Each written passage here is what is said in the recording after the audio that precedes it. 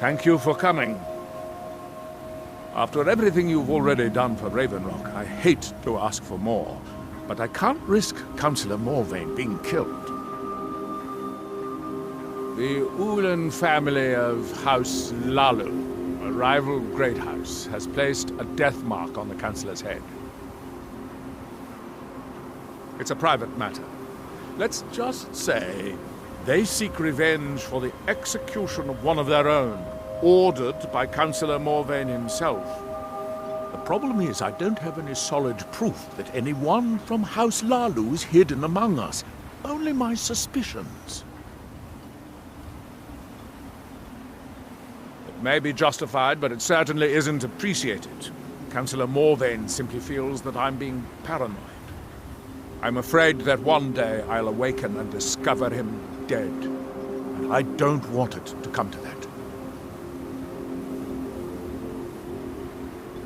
I do. I've received some information from my sources that there could be elements of Ulen's house, House Hlaalu, already in Ravenrock. Ravenrock is a small settlement, so it's hard to accomplish anything in secret.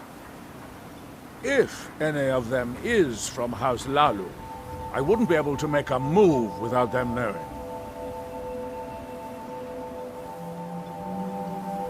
I had a feeling you'd be willing to listen to me. I need you to start out by being my eyes and ears. Search Ravenrock and see if you can root out these traitors. The best place to start would be Geldis Sadri, over at the Retching Netch Corner Club. If he provides you any leads, check them out before bringing them to my attention. I can't afford to make any mistakes. Traitors, the lot of them. Their collaboration with the Empire may have given them unrivaled political and economic strength, but their hearts weren't with the Dunmer people. Hlaalu deserved every bit of hatred they received once the Empire released its grasp on Morrowind. Having past ties to the Empire immediately turned them into the scapegoat for the Dunmer people's suffering. They had welcomed the Empire with open arms and benefited from it. When everything was said and done, they were no longer recognized as a great house and were dismissed from the council.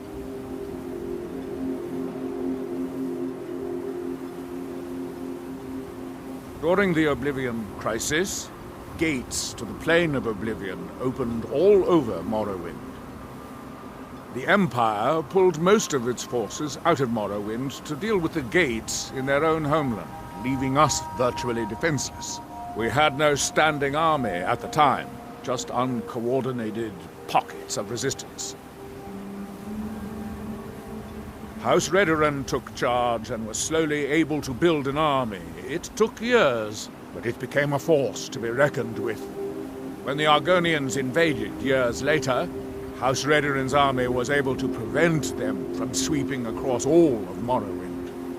It would be fair to say that House Redoran literally saved the Dunmer people from destruction.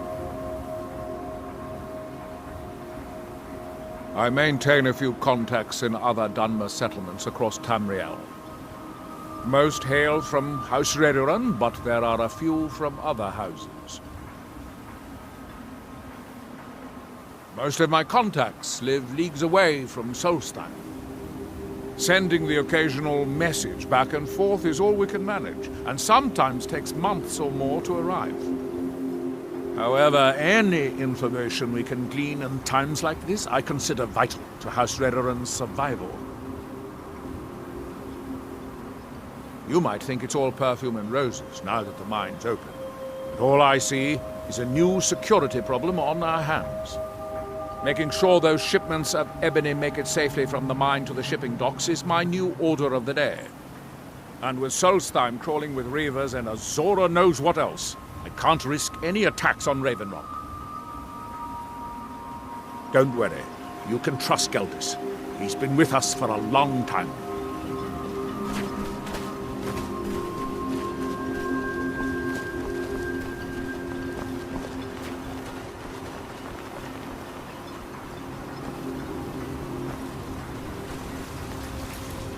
headed east. May want to give the Telmithran a wide berth. I don't like the looks of that place one bit.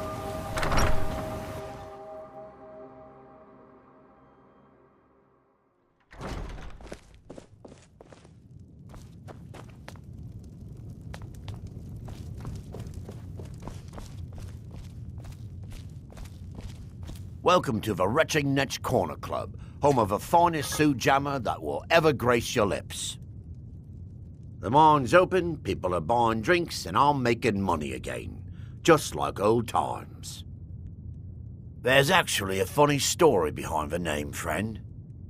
A few years ago, I was walking down by the docks, and I noticed a Dunmer staggering along with a bottle of Sioux jammer in hand.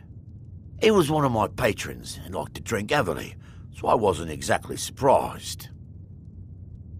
But you see, this particular Dunmer was as naked as the day he was born and singing badly at the top of his lungs. As I'm watching this spectacle, a netch floats over the bulwark towards him. The man looks straight up at the netch, yells, "Have a drink," and tosses the bottle, and it never hit the ground. Well, the bottle broke on the netch, and it must have swallowed its contents because it started floating sort of tilted. Finally, it stopped and began to quiver.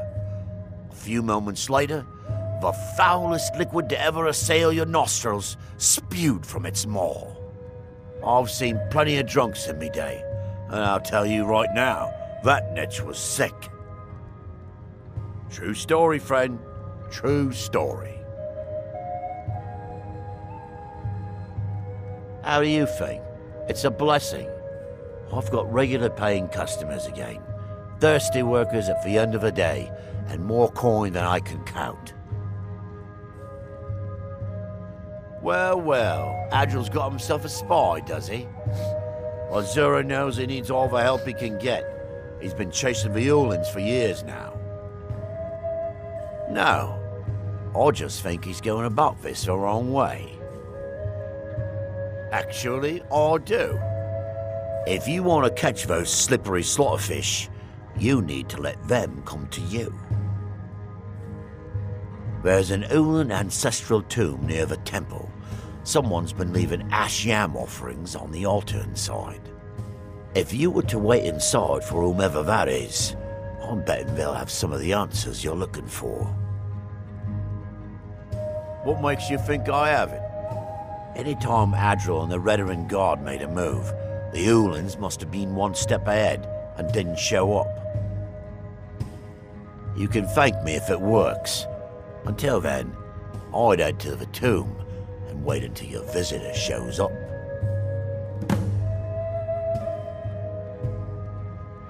Back in '95, Vila Ulen came to Raven Rock with a plan to take over our town. The Fetcher thought he could stir up the locals and use them against the Redarin Guard, and then murder Councillor Morvayn when we weren't looking. He arrived alone, but spread enough coin around to start changing people's minds. Half the bloody town joined his side. Can you believe that?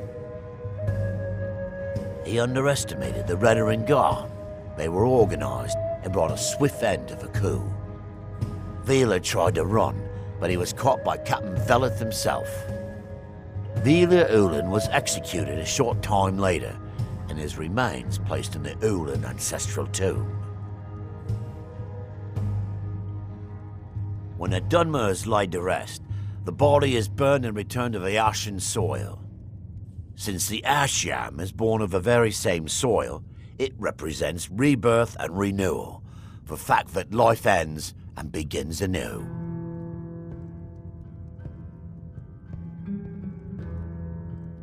Watch yourself out there. Looks like an ash storm might be brewing.